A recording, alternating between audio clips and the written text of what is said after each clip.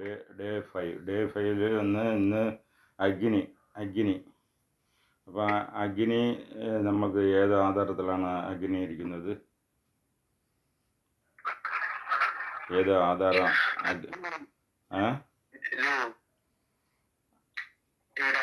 അഗ്നി മണിപൂരകം. മണിപൂരകത്തിലെ അഗ്നി.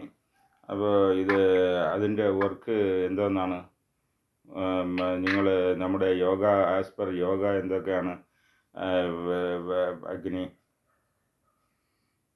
അതായത് യോഗയിൽ നമ്മൾ കവർ ചെയ്യുന്നത് ജഠരാഗ്നി, കോപാഗ്നി, കാമാഗ്നി. ജഠരാഗ്നി, കോപാഗ്നി, കാമാഗ്നി. അഗ്നി എന്ന് വെച്ചാൽ ഓവർ ഹീറ്റ് മാത്രമല്ല, ഇപ്പോൾ ഡൈജഷൻ, അതിന് ഹീറ്റ് വേണം. അത് that is for body health. അതേസമയം ദേഷ്യം വരുന്നുണ്ടല്ലോ, അത് വരുമ്പോൾ ആക്ച്വലി ഹെൽത്തിന് അത് ഒരു നെഗറ്റീവ് ഉള്ളതാണ്. ദേഷ്യം വരുന്നതാണ് മാക്സിമം നിങ്ങളുടെ ദേഹത്ത് നിന്ന് എനർജി വേസ്റ്റ് ആവുന്നതാണ്. മാക്സിമം അതിൽ എനർജി വന്ന്, മനസ്സിലായില്ലേ? എനർജി വന്ന് വാരി അങ്ങനെ പുറത്ത് എറിയും ദേഷ്യം വരുമ്പോൾ. BP കയറും, ഹാർട്ട് റേറ്റ് ഇൻക്രീസ് ആവും, കണ്ണ് ചവക്കും, ഇതൊക്കെയാണ്. അപ്പോൾ ഇതേമാതിരി കാമാഗ്നി എന്ന് പറഞ്ഞാൽ ഡ്യൂറിങ് ഓവർ ലസ്റ്റ് പാടില്ല. സെക്സ്വൽ ആക്ടിവിറ്റി സമയത്തിലും ഹീറ്റ് ഇൻക്രീസായി അത് പുറത്താകും. അതും ഓവറായി പോയാൽ ശരിയാവില്ല. ഇത് ടോട്ടൽ കവറേജാണ് യോഗയിൽ പറയുന്നത്. പക്ഷെ ആയുർവേദത്തിൽ ദേഷ്യം ഇതൊക്കെ ഒന്നും കവറാവില്ല. അവരൊന്ന് ജഠരാഗ്നി എന്ന് പറഞ്ഞാൽ ദേഹത്തിലുള്ള അഗ്നി, ഫിസിക്കൽ ബോഡിയിലുള്ള അഗ്നി ആക്ടിവിറ്റിയാണ് അവർ കോൺസെൻട്രേറ്റ് ചെയ്യുന്നത്. മനസ്സിലായില്ലേ? നമ്മൾ യോഗ ഈസ് എ ഫിലോസഫി. അതുകൊണ്ട് അവർ വന്ന് ദേഷ്യം, കോപാഗ്നി, കാവാഗ്നിയെ എക്സ്പ്ലെയിൻ ചെയ്യുന്നു. ഇവിടെ ജഠരാഗ്നി എന്ന് പറയുമ്പം അത് വന്ന് ഡൈജസ്റ്റീവ് ഫയർ ഒന്ന്. അത് നേരത്തെ നമ്മൾ നോക്കി. ഡൈജസ്റ്റീവ് ഫയർ, ബോഡി ഹീറ്റ്, ഇതൊക്കെയാണ് നമ്മൾ നോക്കിയത്. അപ്പോൾ അങ്ങനെ നോക്കുമ്പോൾ ഇവിടെ വന്ന് അത് എന്ത് ചെയ്യുന്ന, അഗ്നി വന്ന് ഡൈജഷനാണ് ഇത് ചെയ്യുന്നത്. ഡൈജഷൻ.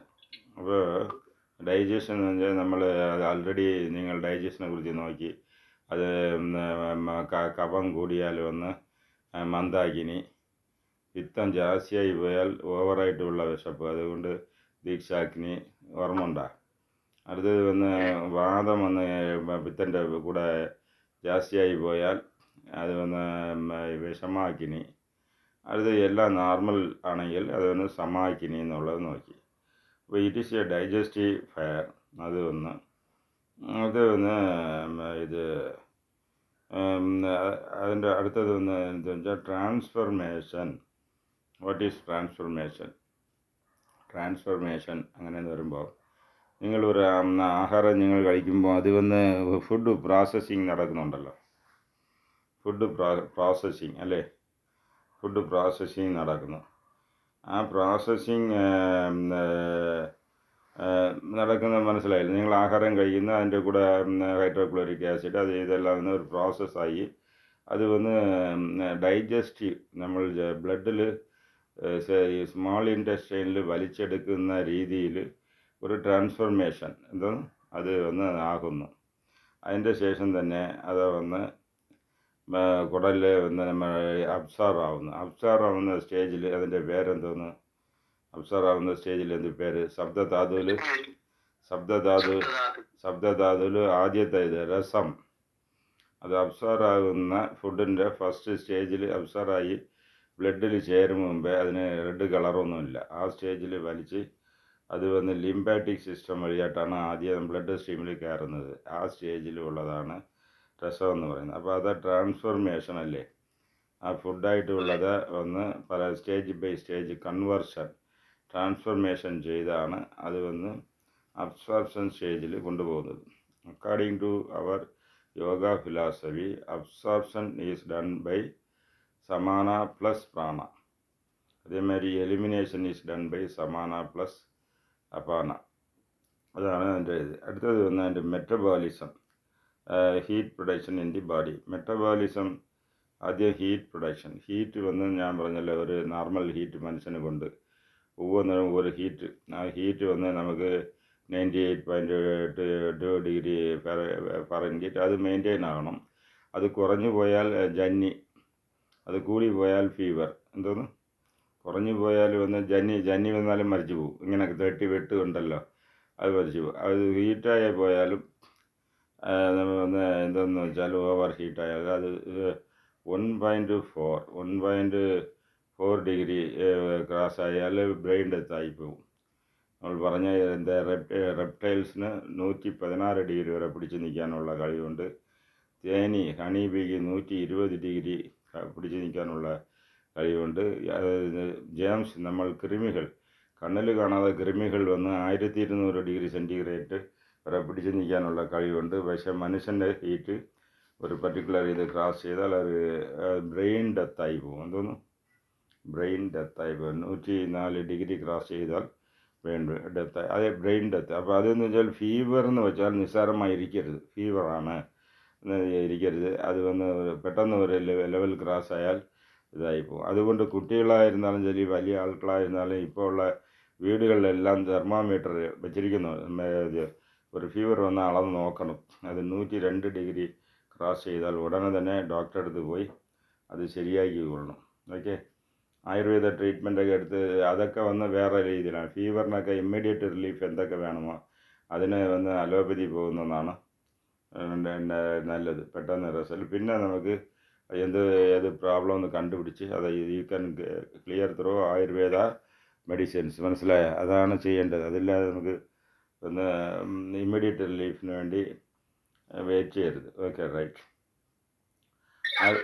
അടുത്തത് വന്ന് ജലം. അപ്പം ജലം എന്ന് പറയുമ്പോൾ നമുക്ക് നമ്മുടെ ഇതുപടി എന്തോന്നാണ് കണക്ക്. ജലം എന്ന് പറയുമ്പോൾ അത് കഫത്തിന് കണക്റ്റഡ് എർത്ത് വാട്ടറാണ് കഫം പഠിച്ചത്. അപ്പോൾ അതിനെ നമ്മൾ ചക്ര ആക്ടിവേഷൻ വഴി കഫത്തെ കൂട്ടാൻ കുറയ്ക്കാനും earth and water Muladhara activation and Swadhisthana activation ചെയ്ത് അതിൽ നിന്ന് നിങ്ങൾക്ക് ഇൻക്രീസ് മുദ്ര, ഡിഗ്രീസ് മുദ്ര യൂസ് ചെയ്ത് നിങ്ങൾ കൂട്ടവും കുറയ്ക്കുകയും ചെയ്യാം. ഇവിടെ വന്ന് ആ ടെക്നിക്കൊന്നുമില്ല. ഇത് വന്ന് വേറെ ഇതിൻ്റെ ആയുർവേദത്തിൻ്റെ അപ്രോച്ച് വേറെ. സോ ഇത് ലിക്വിഡിറ്റി എന്നുള്ള വാട്ടർ, നമ്മളുടെ ദേഹത്തിൽ 72% വാട്ടറാണ്. ഭൂമിയിലും 72% വാട്ടർ. അതേമാതിരി മനുഷ്യൻ്റെ ദേഹത്തിൽ 72%. അതിലൊരു മുനിവർ സട്ടൈ മുനി, അങ്ങേരെ പേര്. ആ സട്ടൈ മുനി പറയുകയാണ് എന്തോന്ന് പറയുന്നത് വെച്ചാൽ അണ്ടത്തിലുള്ളത് പിണ്ടത്തിലുള്ളത്. അതായത് നമ്മുടെ യൂണിവേഴ്സിൽ എന്തൊക്കെ ഉണ്ടോ ആ എനർജിയൊക്കെ മനുഷ്യൻ്റെ ദേഹത്തിലും ഉണ്ട് എന്ന് പറഞ്ഞാണ് അത് പറയുന്നത്. അത് കറക്റ്റാണ്. ഇത് ഫ്ലൂയിഡ് ബാലൻസ്. എന്തായത് നമ്മുടെ ഫ്ലൂയിഡ് ബാലൻസ് എന്ന് വെച്ചാൽ ഡീഹൈഡ്രേറ്റ് ആയി പോകാൻ പാടില്ല. ഡീഹൈഡ്രേറ്റ് ആയാലും മരിച്ചു പോകും. മനസ്സിലായോ? ഡീഹൈഡ്രേറ്റായി മരിച്ചു പോകുന്നതെന്ന് വെച്ചാൽ ചില ഓവറാ വെള്ളം അടിച്ചുകൊണ്ട് അൺകോൺഷ്യസ് സ്റ്റേറ്റിലിടന്നാൽ അവരെ തട്ടിയെഴുപ്പി വെള്ളം കൊടുക്കണം, അല്ലെങ്കിൽ മരിച്ചു പോകും. എന്തോന്ന് നല്ല ആളാണ്, നല്ല ഹെൽത്താണ്, എല്ലാം ശരി തന്നെ. ഓരോ ഡ്രിങ്ക്സ് പൊട്ടാൽ അവരുടെ നെർവസ് സിസ്റ്റം എന്താണെന്ന് വെച്ചാൽ ഓവർ ഡീപ്പ് ഇതിൽ പോകുമ്പോൾ വെള്ളം കുടിക്കാതെ കിടക്കും. വെള്ളം അത് വന്ന് ഡീഹൈഡ്രേഷൻ ആയാലും മരിച്ചു പോകും. അപ്പോൾ അതിനെ വന്ന് മെയിൻറ്റെയിൻ ചെയ്യുന്നതും ഈ ജലതത്വമാണ്. ഫിസിക്കൽ ബോഡിയിൽ അത് മെയിൻറ്റെയിൻ ചെയ്ത് ജലതത്വമാണ്. അതുപോലെ എന്താണെന്ന് വെച്ചാൽ മായ്സ്റ്റനിങ് എന്ന് വെച്ചാൽ ഫുഡ് നിങ്ങൾ ഡൈജസ്റ്റ് ആകുമ്പോൾ സ്tomachൽ വന്ന് അങ്ങനെ ഡൈജസ്റ്റ് ആകുമ്പോൾ ആക്ച്വലി ആ ഡൈജഷന് ചെയ്യുന്നത് മെയിനായിട്ട് വന്ന് പിത്തമാണ്. എന്നാൽ ഒരു 5% മായ്ച്ചർ വേണം, അതും പുരട്ടി കൊടുക്കാം. കഫത്തിൻ്റെ അംശം വേണം. അത് വന്ന് ഫ്ലെക്സിബിലിറ്റി, ഇങ്ങനെ അതിനെ പ്രോസസ്സ് ചെയ്യാൻ മായ്സ്റ്റനിങ് വേണം. അതാണ് ആ പ്രോസസ്. അടുത്ത് മായ്ച്ചർ ആൻഡ് കോൾഡ്നെസ്. മായ്ച്ചർ എന്ന് പറഞ്ഞാൽ നിങ്ങൾക്ക് വന്ന് സ്കിന്നിൽ മായ്ച്ചർ ലെവൽ കറക്റ്റായിരിക്കണം. അതൊന്ന് സ്കിന്നിൽ മായ്ച്ചർ ലെവൽ കറക്റ്റായിരിക്കണം. അതിൻ്റെ ഇത്. പിന്നെ അത് ദേഹത്തിൽ തണുപ്പായിരിക്കേണ്ട സിറ്റുവേഷനിൽ ആ തണുപ്പായിരിക്കുന്നതും ഈ വാട്ടർ ഇതാണ്. ഓക്കെ.